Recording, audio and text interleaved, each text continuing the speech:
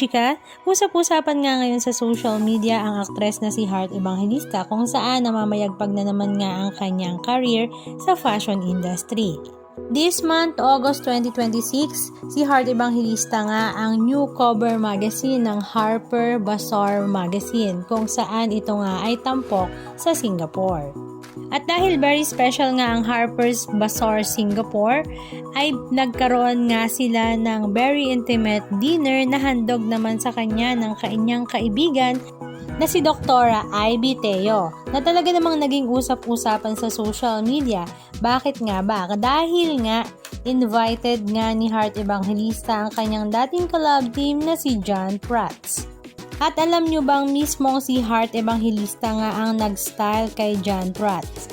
At pinayuhan nga niya ito na wag nga daw laging nakaitim na damit dahil mas maganda nga daw sa kanya ang medyo colorful. Sabi tuloy ng ilan sa mga netizens, baka daw sa susunod ay isama na ni Heart Evangelista si John Prats sa Fashion Week Safaris.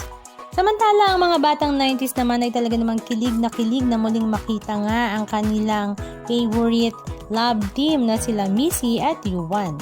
Halika at panoorin natin ang ilan sa mga video clips ganap na kanilang ibinahagi.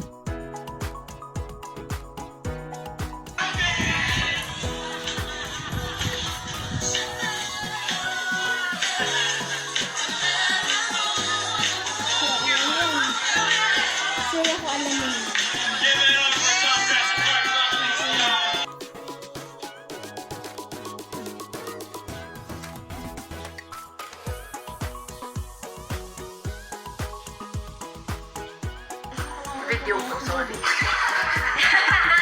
Are you nervous? Yes. Nakain lang naman. Baka maiwan siya. Tagapag-ano? Malas. Wow!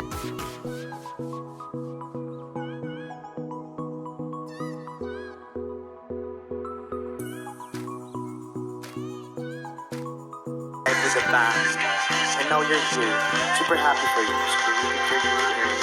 Thank you for letting me see this world.